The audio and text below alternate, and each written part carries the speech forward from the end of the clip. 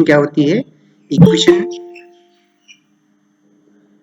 कोई दो एक्सप्रेशंस को अगर हम इक्वल कर दें, कोई दो एक्सप्रेशन को अगर हम इक्वल कर दें, ठीक है, तो वो क्या कहलाता है? इक्वेशन कहलाता है। इक्वल टू का साइन होना चाहिए इक्वेशन में, ठीक है, जैसा हम डेफिनेशन में बात कर रहे थे, mathematical statement that two expressions are equal. Okay, solution कैसे निकालते हैं इस इक्वेशन का? A solution of an equation is the value of a variable that makes the equation true. True कहने का मतलब क्या है? अब आप एक तराजू को समझिए, ठीक है, एक वेइंग बैलेंस को समझिए। जब हम एक तरफ बाट रखते हैं, एक तरफ जो हम मान लीजिए चीनी रख ली हमने, ठीक है, तो जब हम तोलते तो क्या होता है कि दोनों इक्वेशन क्या होती है? बैलेंस होनी चाहिए। मान लीजिए यहाँ 1 किलो का वेट रखा हुआ है, तो अगर ये तराजू नीचे की तरफ है तो ये भारी हो रहा है, तो आप क्या करें? चीनी की मात्रा बढ़ा देते हैं, तो इक्वेशन बैलेंस हो जाती है, इक्वेशन इक्वल टू का साइन हो गया ये। ओके, तो जब हम इक्वेशन को सॉल्व करें, जैसे x plus 5 is equal to 17 है, ओके, तो इसका सॉल्यूशन क्या होगा? x की वो वैल्यू होगी जिससे कि लेफ्ट हैंड साइड और राइट हैंड साइड क्या हो जाए? इक्वल हो जाए। समझ में आ रहा है बच्चों? Yes sir. क्या करते हैं कि अगर अगर हम वेरिएबल की कोई वैल्यू रखें जिससे लेफ्ट हैंड साइड और राइट हैंड साइड की वैल्यू इक्वल आ जाए, तो हम क्या कहते हैं कि वो वैल्यू जो है उसको सेटिस्फाई करती है ना? To solve the equation we will find such value of variable such that LHS is equal to RHS। ये तो पहला तरीका है, ट्रायल एंड एरर मेथड। कौन सा तरीका है? ट्रायल एंड एरर मेथड है। कौन सा मेथड है बच्चों? Mayank, Neha, trial and error method. तो हम अंदाजा लगाते हैं, है ना? तो इक्वेशन तो बड़ी आसान सी, आप बता सकते हैं एक्स की वैल्यू क्या होगी कि LHS और RHS इक्वल हो जाए।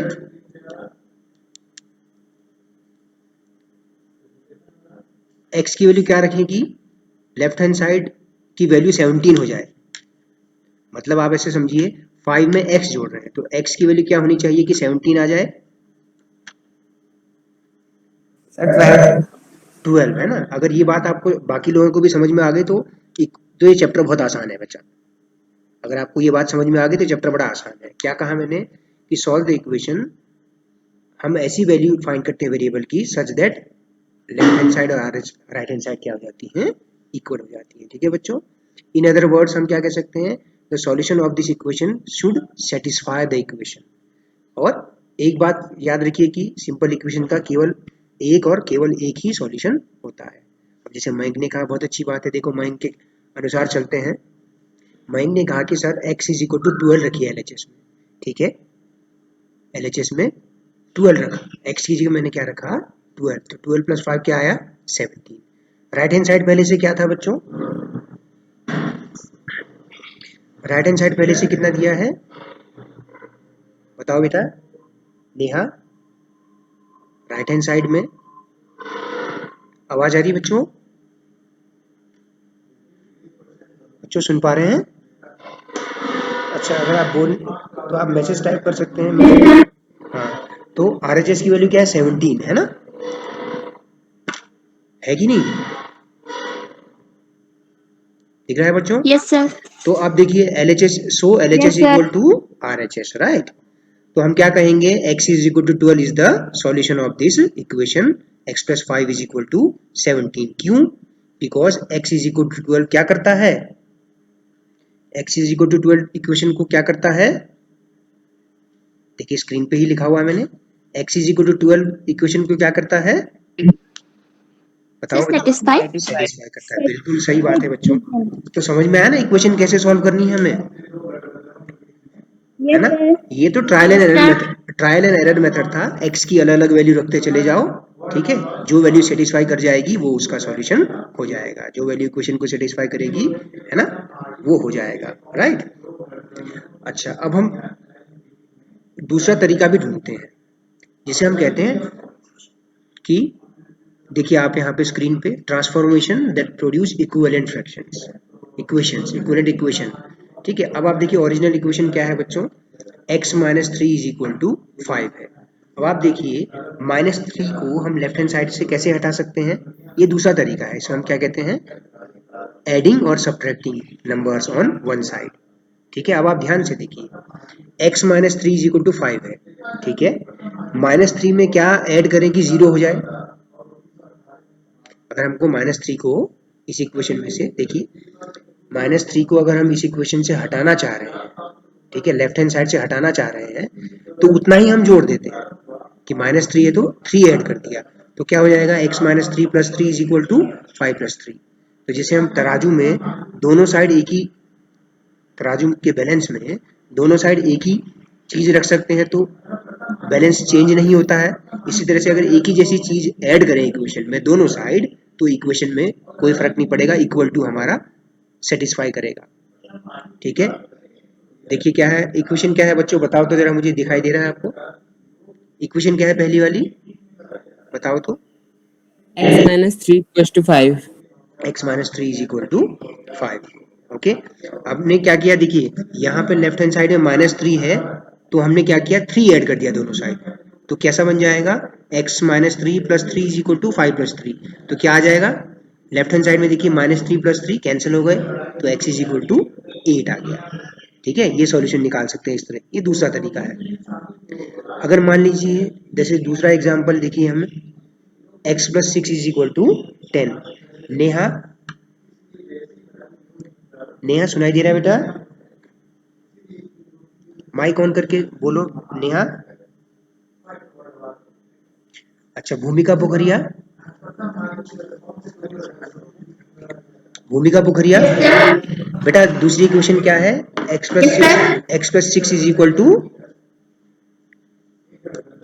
10। अच्छा, अब आप लेफ्ट हैंड साइड में देखिए, लेफ्ट हैंड साइड क्या है इसका, x प्लस 6 है, राइट। तो आप क्या करिए, 6 अगर सब्ट्रैक्ट कर देंगे तो क्या बन जाएगा, अगर आप 6 सब्ट्रैक्ट कर दें, अगर आप 6 सब्ट्रैक्ट कर दें, देखिए मैं इक्वेशन को अलग से ले लेता हूँ। ठीक है, मैं एक स्लाइड यहाँ पे ऐड कर देता हूँ बेटा,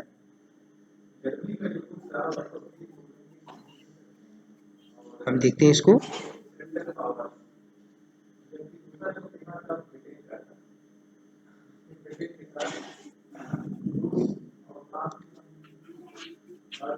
x plus 6 is equal to 10।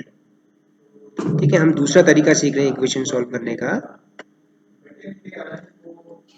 क्या है, x plus 6 is equal to 10। ठीक है बच्चों, मैं स्क्रीन पे जो टाइप कर रहा हूँ दिख रहा है आपको बच्चों, स्क्रीन पे दिख रहा है ना,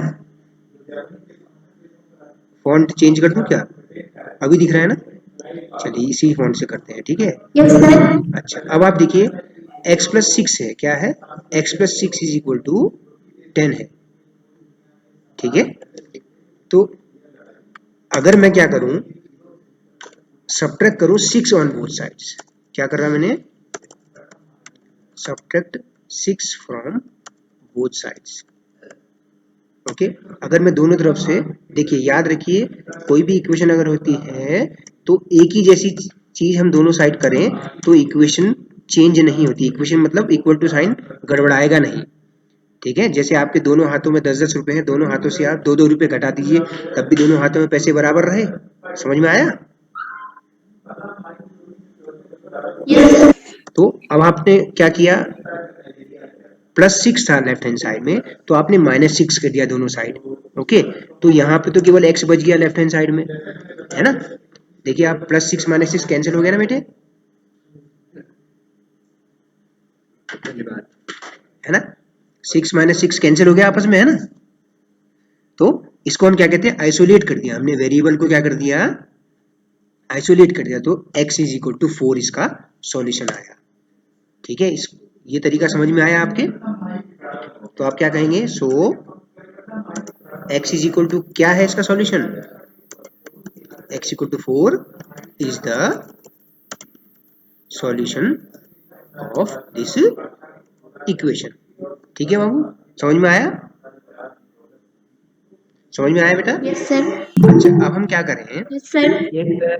अब हम एक काम करते हैं बेटा, हम एक काम करें कि हम एक्सरसाइज 4.1 के पहले क्वेश्चन में आते हैं, ठीक है। एक्सरसाइज 4.1 के पहले क्वेश्चन में आते हैं जिसमें एक टेबल दे रखी है बेटा। क्या दे रखी है? टेबल दे रखी है। उस टेबल को देखते हैं, उसको देखते हैं। वो ट्रायल एंड एरर मेथड पे ही डिपेंड है एक्चुअली।